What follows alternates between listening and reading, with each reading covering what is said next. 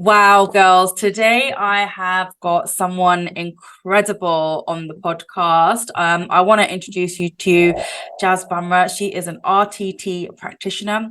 She helps people move through grief, releasing suppressed emotions that they may not even realize that they had.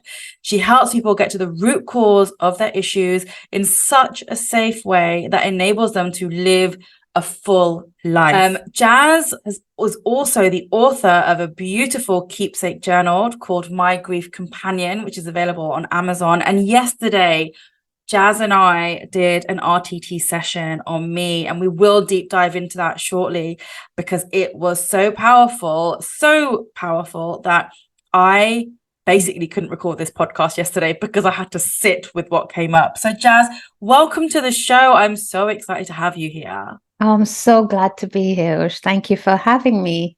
I'm so really excited. So Jas, the first question I ask all my guests is, what does it mean to you to be unlimited? I actually believe that we are unlimited at our core. We don't even have to be unlimited. It is just who we are. And it ties in actually with what I do for work and even with my brand. Yeah. If you see in my brand, I have an infinity symbol. Yes. And there's meaning behind that because for me, we are infinite. So we don't even have to be unlimited. We already are. We're born like that. We are. You're born like that. We are unlimited. That's what I believe. Yeah. I love that. So we're born like that. That is who we are. We've just got to find it. Because a lot of people do lose it along the way. Right? We forget. 100%. Beautiful, Jas. So look, RTT, hypnotherapy, what is it? Gosh, RTT is such a unique modality. So it stands for Rapid Transformational Therapy. Mm-hmm. And essentially, at the foundation, we use hypnotherapy, hypnosis to make you relax and to really allow you to connect with that innermost mind that actually has, it's like a vault that has a store of everything that we have ever felt, experienced since our very existence. Mm. And this vault is where we have all the answers to whatever is going on in our lives. So RTT is that bridge that allows us to go and dialogue with your subconscious mind and really unravel, unpack, and look at what's coming up with any issue that's going on in your life. I trained in RTT because I accidentally was introduced to it by my own daughter. Oh, wow. And so my oldest has always been very spiritually inclined into all these type of things. And she actually said to me on one of our walks, she said, "Mom, do you know there's this lady called Marissa Peer?" And I had never heard of her. Yeah. And she said, "Oh, I think you would really like what she does. And I think I can see you doing what she does. And it's really good." So she dropped that. And I said, "Oh, that's interesting, as you do." As you do. And I'm big on self-help, self-development, all of that. And I used to really do a lot of courses with Mind Valley. Mm-hmm. And Marissa was doing a course on there called Uncompromised Life. Okay. And so when that popped up, I thought, okay, this is the lady she was talking about. And that's when I signed on to that Uncompromised Life course. And it was RTT, but it was based around like working on different aspects of your life, from like your personal to your abundance, to your health, to relationships. And as I worked through the course, so much crap that I thought wasn't even there came out. And I was like, what is this, Bruno? I know you I opened Pandora's box, right? Yes. So I was like, do you know there's something here? And then I realized I could train in it. And so I did. I invested in it. I trained in it. And that's where my RTT journey began. I actually do want to talk about your journey, if you didn't mind. So I know that you've been through a lot in your life with grief and with losing people. And I guess this is the route you took in terms of, when we have a challenge ourselves, that's how we help people get through it. Once we've been through it, we have that power to help others.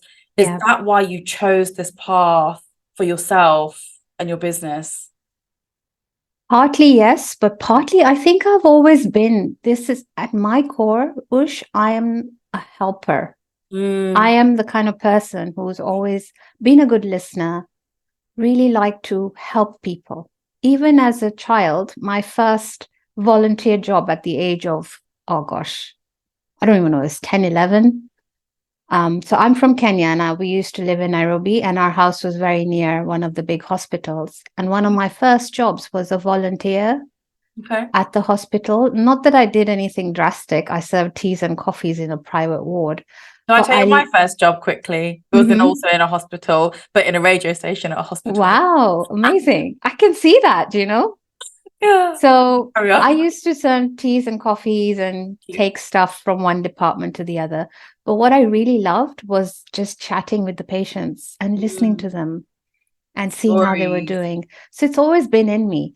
But obviously, as you said, when life happens and things unfold in your life, and I've had my share of losses, you have to kind of step back into yourself and you try to swim through all of those waves of ups and downs. And that's how I kind of found what I do. So before RTT, I used to be a teacher. But I've taught, I was an adult tutor for nearly a decade. I taught English and I taught fitness, health and mindset. I've always had that health and mindset stuff. Yeah. But what I found even in my teaching, Ush, when I would teach these mostly women in the adult ed college, they'd be sharing their stuff behind their English problems. And I would be listening to that and to sort of just always encouraging them and guiding them. And everyone would, want to say, oh, our class is ending. Can we have you as a tutor again next year? So there's always been that aspect of wanting to help. Yeah. I think for all of us, when we're here on this planet to serve and to coach and to guide and to teach, you can't get away with it. Like, even when I was a personal trainer, yes, I was teaching people how to lift and do deadlifts and things like that. But actually, at the core of it was about the person. And I'd listen to their stories and hold that space for them and make them feel safe to share it, because not everybody has an outlet in their quote unquote real life, right? Yeah, no, exactly. I think we're called, I believe what's unfolded in my life is it's RTT has found me in a way, and it is one modality that I'm helping people with. Who knows what else I'll train in? 100%. You never know, right? What else is going to come? I mean, I've gone into grief. I do grief education, grief movement, breath and sound. So it's not just RTT. I support people through like loss and the worst things that we go through. So but it's amazing how you do end up kind of being called to these things. That's what I believe. So you support people through grief, but what else can you use RTT for? Why would someone want RTT in their life? So much, anything. Okay. I used to say, if you're not sure, just ask. Anything from your personal, any kind of personal things you want to work on, from, say, if you are, lacking in confidence, self-esteem, you're getting anxiety, panic attacks, depression, all of that kind of self stuff, imposter syndrome, you can't speak up. Then relationships, right? Relationships, if you are not confident in yourself, or if you are in a relationship. I've done a session, a very interesting one with a lady who wanted to bring the sexy back into her marriage. And it was a really nice session. So you know how you kind of reach in your 40s and you're bored and you think, oh, I'm losing my marriage because we don't have that spark. I've worked with somebody for that.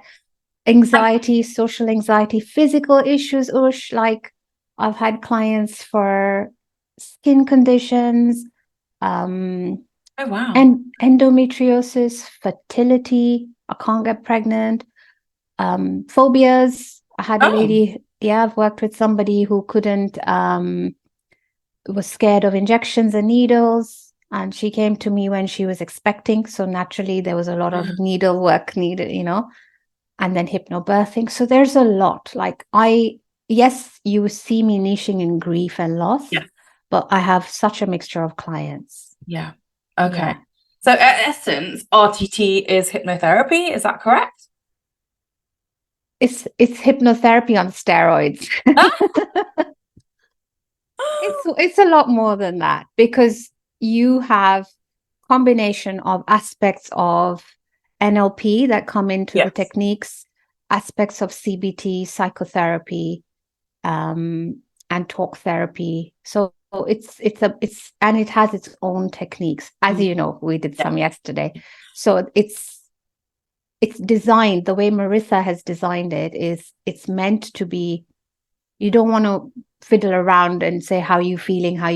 It's about, where's this coming from? What's going on? Let's get to the root and really shed the layers. Yeah. And that's why it's called rapid transformational Exactly. therapy. I was going to say, it's so rapid. Like, it isn't about how are you feeling today? What's coming up? No. It's like, where are you? What is happening? Yeah. How are you feeling? And it's insane, like the journey that you took me on yesterday. But I just want to go back and just wind back a little bit. Okay. You said that you helped somebody with bringing their sexy back. Now, that sounds really interesting. Like, do you think that someone loses that sexiness because of life, and that's why it's hidden away inside them, then you literally use RTT to dig it out? Or like, how did you do that? So that session, that session was a lovely client who was obviously married, had children, but was feeling like her marriage was she was losing her marriage because there was no connection. And she somehow felt, I don't feel like having sex. Oh, is that asexual when you don't feel like having sex? No, well, that's if you're completely put out, but she wasn't. She just said, okay, I don't feel like, what's going on with me? Like, what is it? And when we did the session, it was not just that to bring the sexy back. It was even rooted down to the initial idea of how sex is looked at in our culture, and growing up in a household where you are told that anything to do with your body is dirty. Yes. That implication, right? There's that kind of implication of shame, right? So we went back, I think with her, it wasn't even to do with her husband. So it was to do with herself. So we went back to like scenes of her childhood where she maybe heard some stuff, and also some implications around women being dirty or something she heard as a child. And it's also like, in our culture, you do not really see your parents as intimate people. Never. Like, they barely hold hands. Some parents some parents don't babies. even talk. Some parents don't even say each other's names or they call each other mom and dad. Mom and dad, right? So so she went back, and I think she also went back to a scene where she was a little baby in her cot, I think, lying in her cot, and she overheard her mom and dad having a conversation about something that was to do with this. And that just made that little baby think, this is wrong, this is hurtful, something around that. Like that scene that came up for her. So when we came out of her session, she was like, I can't even believe it. Because she went back to like feeling like a baby who's like a couple of months old, lying in a cot, hearing this conversation about mom being scared to have sex, or something about maybe not wanting another child. I've done a couple of sessions, so sometimes I mix up the scenes. But and then it was all about embracing. So we get to that, we go back, we find those, where's the root? What was going on? And then what's the thing you told yourself? So I heard my mom say this, and my mom, being mom, she knows everything. So she's saying this. And with children, this is called learned helplessness. We pick it up. So if someone we trust, an adult, say, for example, has a reaction to something, we automatically say this is bad. So she told herself this story. And so now, yes, she's married, she's had kids, she's had sex, but she's never fully let go and enjoyed it. Forget getting it back. She's never really like opened up.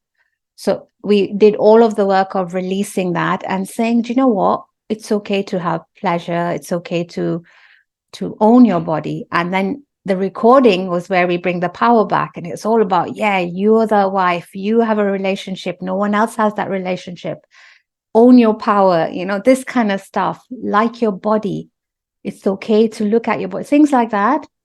So when you're listening to that again and again and again, it's really powerful.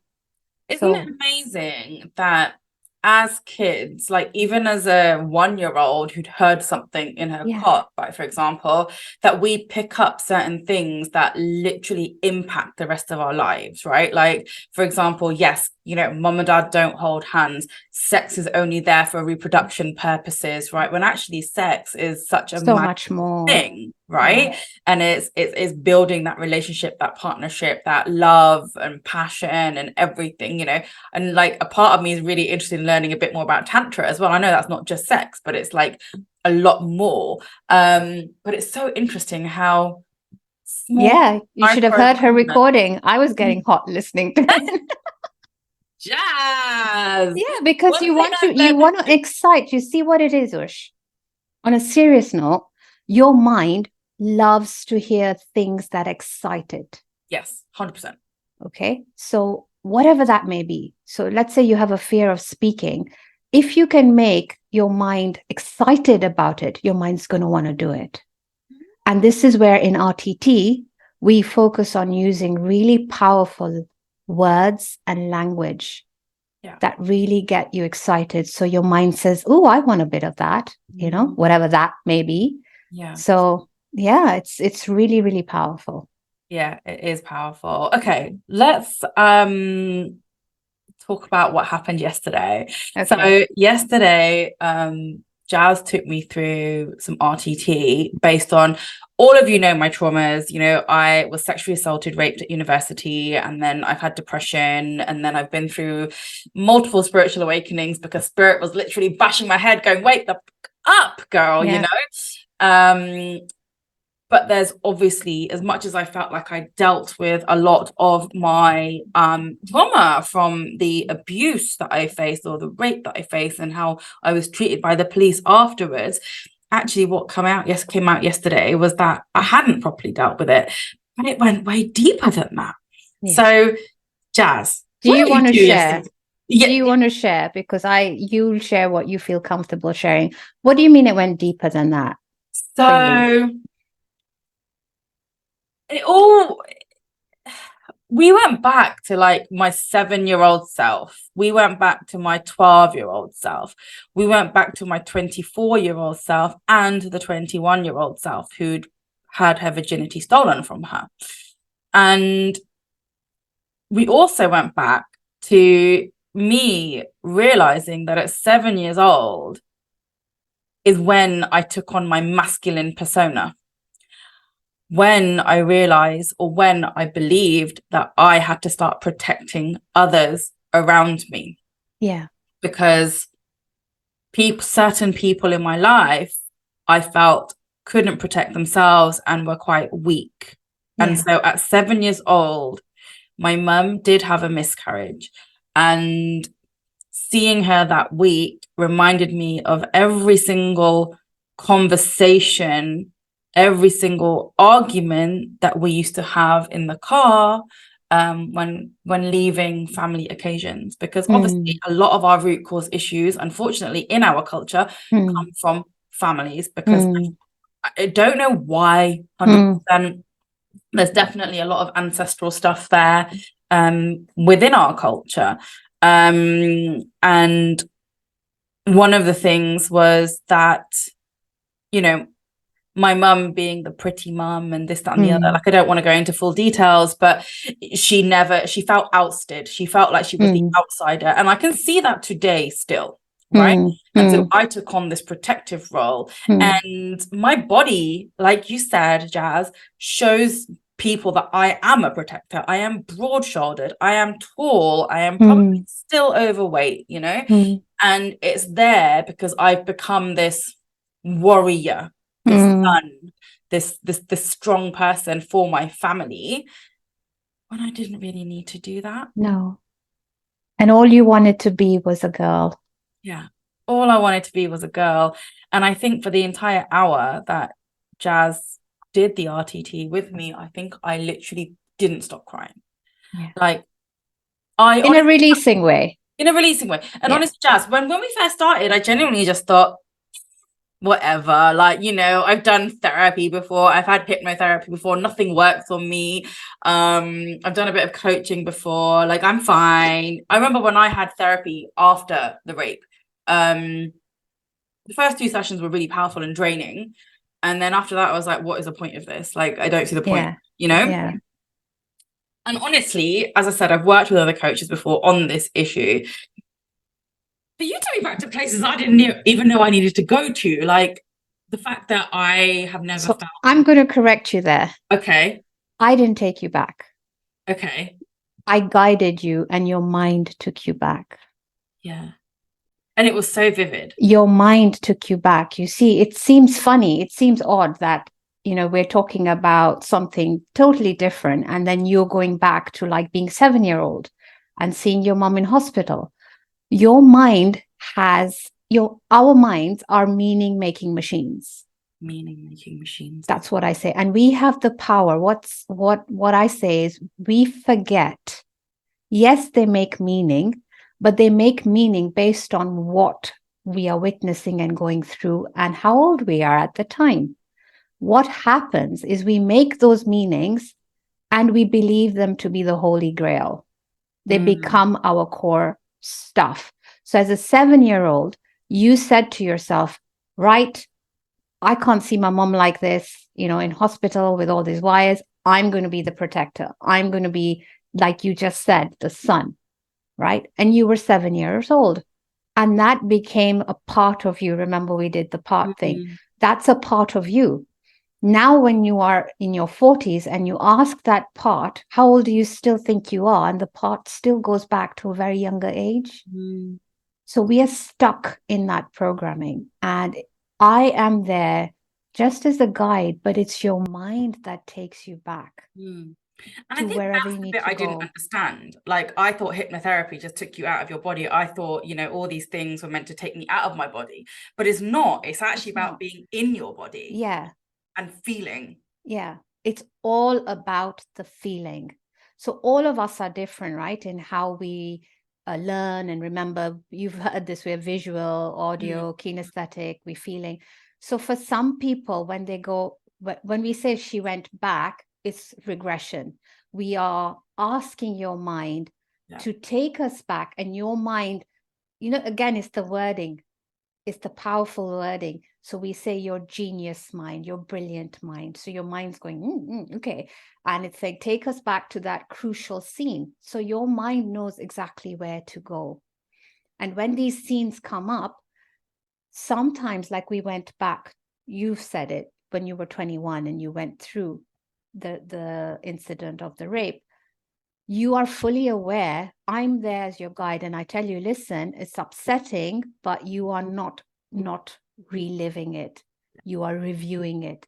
So the analogy I like to use, and even in session, I will say, it's like the screen has come on in front of your TV and you can see it. You can, it's like when you watch a good movie and you really feel the emotion, but you know who you are, you're sat here. So there is an attachment to the scene because it was who you were, but there's a detachment in the sense you still know I'm reviewing it. So it's like you're going back with an older perspective, a new lens. Yeah, it was a bit like daydreaming, if I may. Yes, absolutely. It is like daydreaming. That's what hypnosis is. It's like daydreaming, allowing your mind to just take you where it needs to go. But with RTT, obviously, you have a guide, a facilitator who's there to prompt you and then to find those meanings that you've made. Yeah, that's was so powerful. And one of the things I realized is that it all came down to the fact that I'm 43 next week, and I'm going through a little bit of a time at the minute where I'm just like, oh my God, like, what's going on with me? Why am I not able to open myself up fully? And when I think back to the last relationship I have, I was heartbroken, but I genuinely don't think I was fully 100% in it. And I think one of the biggest things that came out of yesterday for me is that I had, at 7 years old, put those barriers up. Yeah. And become a bit of a island. Yeah. And then when the incident happened at 21, those barriers became bricks. Right? And I let nobody in apart from I was on a warpath for a while, right? And it was only recently that I started like leaning into more of my feminine energy, accepting that this was my challenge, this was my trauma, and moving past it. And so yesterday was really powerful for me. And today, you said before we started recording that I'm glowing. Yeah. And I feel like I'm glowing. Yeah, you do. You look it. And that's the power of RTT. So Yeah. I after Jas's session, spent a good hour with my own self, with my brain, with my journal, and just went back to everywhere that we went to. And bear in mind, you and I had an hour's insight session. Normally my session is 3 hours, where we would have gone a bit more deep and done your transformation recording and stuff like that. But yeah. The other thing was like we went back to a scene where I didn't even realize I needed to go back to, which was when I was around 24 years old, running padlock parties at the Gherkin in London. Yeah. Like, what? Why did we need to go back there, right? Those were meant to be fun times, but actually came up with that as well. Like never feeling good enough, never feeling chosen. And honestly, Jas, I think what you do is so powerful. Like, I would say if you guys are looking for something that maybe you feel stuck in your life, maybe you feel like something is holding you back but you can't quite figure it out, RTT is going to get there. RTT is going to find that cause, that root cause, right? And how do you feel now, Ush, going forward? Like when you think about, because we started off by you were scared to open up. So now you know why, right? I'm always scared to open up, my darling.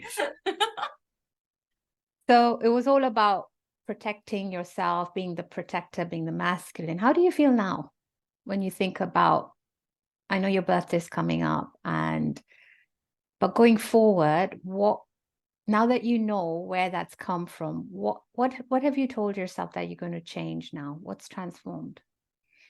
So it's funny because I went for a walk this morning and I was speaking to the universe, as I do. I was chatting to God on my walk. And I was like, you know what? I actually feel ready to be seen wholly by somebody, fully.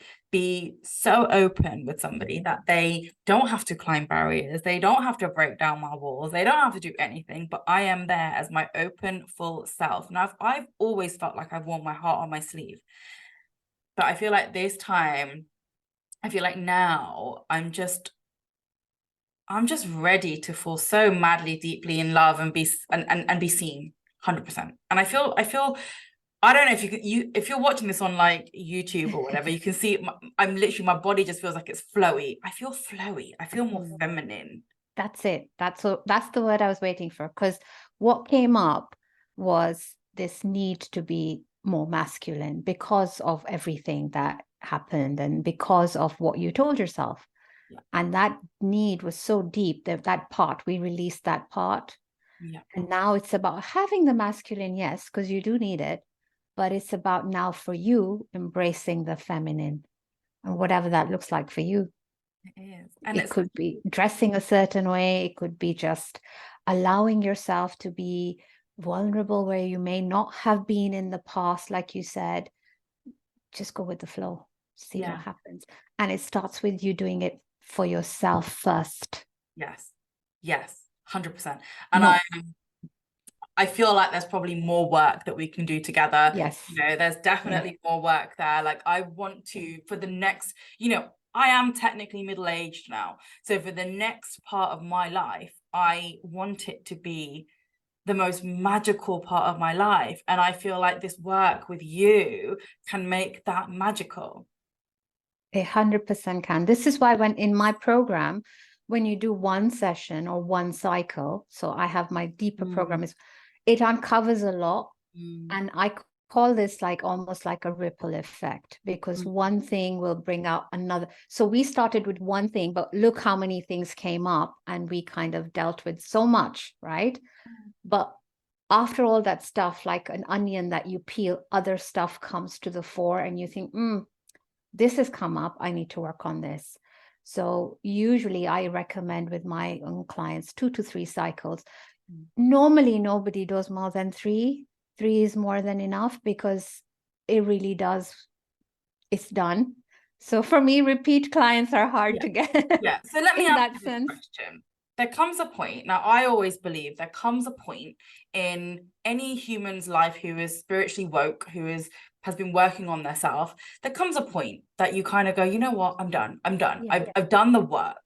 Like, I've done as much work as I want to do. Do I need to continue going deeper? And at what point do you go, actually, I want to just live this beautiful life that I've now created? At what point do you do that?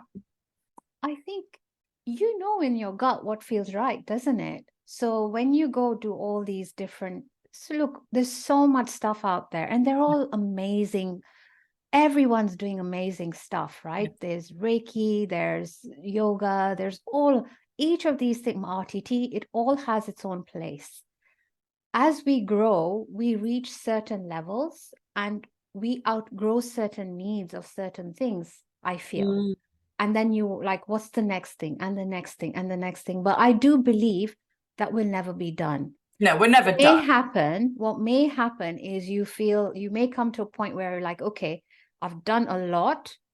Now I just want to step back, and I just want to enjoy, immerse, embody myself in what I've uncovered, and see what comes up.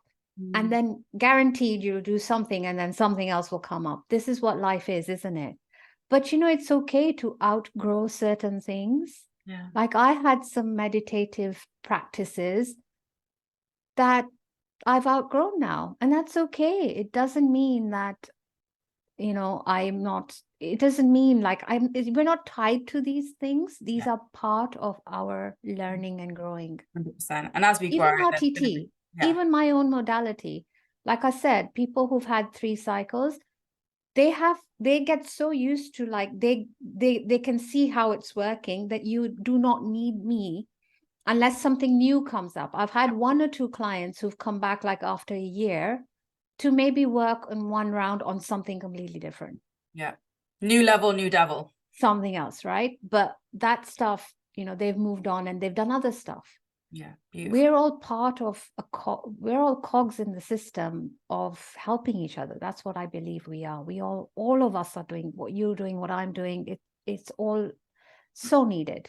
Yeah, it is. It is, especially as we shift into this new paradigm of a more feminine nature. And genuinely think, like, I don't know about you, but I've heard that, or I feel, and I've heard that this new paradigm is coming, and 2027 is going to be this incredible year of like an awakening for like the world. And I do think it started today with everything that we're doing, with everything that other coaches are doing, that we're all out here to serve each other, because we all have a purpose in our lives. Yeah. I'm a bit like you actually, Ush, because I too have had to be in my masculine, given my situation with the girls. I've been a single parent. I've dedicated my life to raising them. And there's a part of me that I had to kind of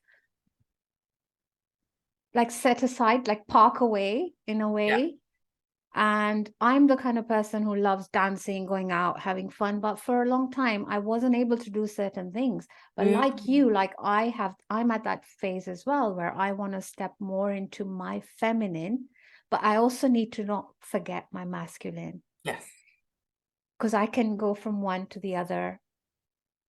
I don't know about you, because for me, it's been a long time since I've had a partner per se, or steady partner. And you become used to that. But sometimes you just feel like I'm done with everything and I just want someone to look after me.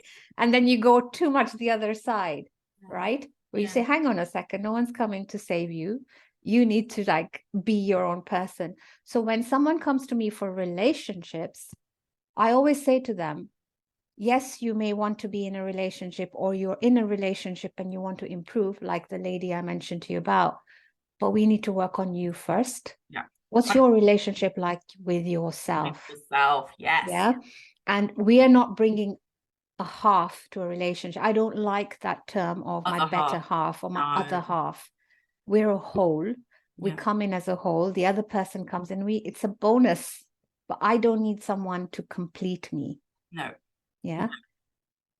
So it's just about bringing in your whole full version. And then with that lady, add on to like all the sparks in your love life. It just goes from another level to like something so much better for your marriage. Yeah. That is so true. Like, you know, we all have the masculine, the divine masculine and divine feminine within us, but we also all have the unbalanced masculine and the unbalanced feminine within us as well. And sometimes if we lean too far into our feminine and be like, I just want a man to look after me, that's very unbalanced. Also like a manipulative woman, that's quite an unbalanced feminine nature, but also a very aggressive masculine is very unbalanced. So when we come back to our balanced masculine and feminine, actually we live in this beautiful dual nature of both sides of our energy. And that's what we need to live. And, you know, we kind of touched on this as well, because it's nice also to be looked after. Oh, 100%. Yeah, I would love, like, I love it. If somebody says, I'll drive you somewhere, it just fills me up. I'm like, yes, I don't need to drive. Like the simple things. So what? It's nice to have that care and love and attention. And this is what came up. Like, I don't need to be the strong one or the protector. Like, it's okay. And it shows up in like a lot of my life has been like, oh yeah, I'll pick you up. I'll do this. I'll do that. That is me living in my masculine. Yeah. And it's the tiniest of things. Like, you know, when I go out for dinner with friends, sometimes I'll just go, oh, don't worry, I'll get it. And I'm like, wait a minute. When has anyone done? Do you know what I mean? I need to learn to receive as well. Yeah. So it is a so much to work on. And 100%. There's always room for like looking deeper and going into what else is there. But I tell you what, like some people do ask me, like, if you do this work, what if I go back to being that way? What happens? Is this a question that sometimes people ask me?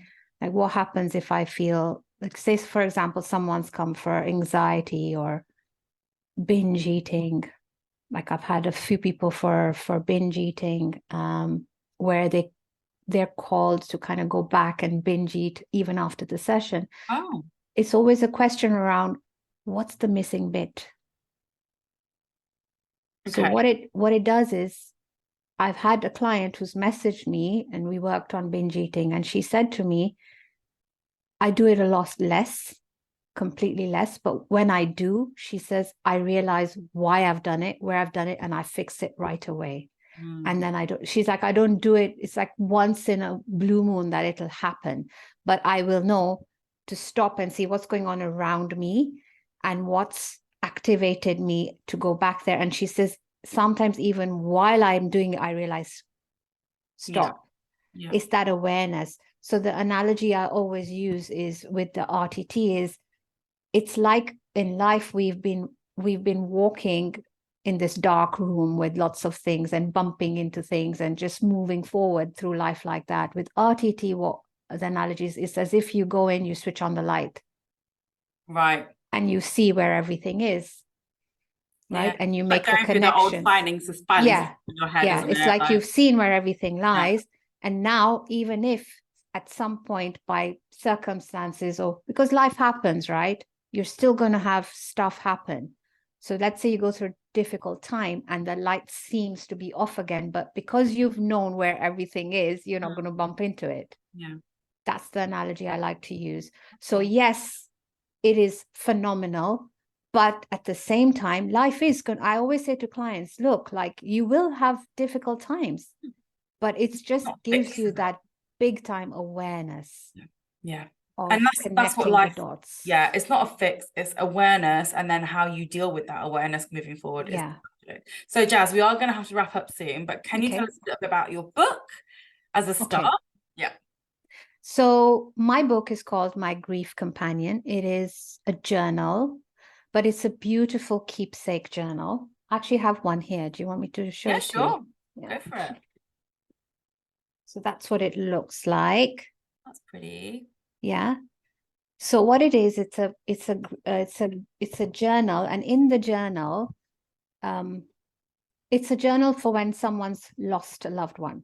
Okay. And the reason why I made this is because when my dad died, I was lost. He was the person who would ring me up 2-3 times a day. My phone would ring all the time. So I didn't know how I could talk to him, how I could reach out to him. So I just started writing to him every day. Oh, I still have my journals from back then. And I want to keep them because they're a reminder. And even in my journal, even though in each page it's like, I miss you, where are you? I miss you, literally, like it's just miss. But it gave me somewhere where I could give this grief a space to express. Yeah. And also share stuff. Like when I said to him, oh, Isha's gone to like reception today or whatever, it's the first day, like things that I would normally share with him. I started to journal, and even the difficulties I was going through. And then times when there was tricky times, I'd ask him, please help me. So my journal had all of this stuff. So when I started working with people with grief and loss, I knew journaling was really powerful for me. And so I thought, I've got to create something like this. But what I realized is over time, when we lose someone, we forget certain things that happen if we don't write them down. So like, for example, say you have a really beautiful dream of a loved one, and we call them visitations almost because they feel like they visited you. They're so vivid. And you talk about it, but eventually you forget the essence of what happened. And so what I've created in this keepsake journal is dedicated spaces to really go through your grief journey and save all these different times that you're going through. And you can add pictures and mementos as well. Okay. So it becomes a beautiful keepsake that you can have. And it's a really nice legacy or tribute to your loved one for generations to come.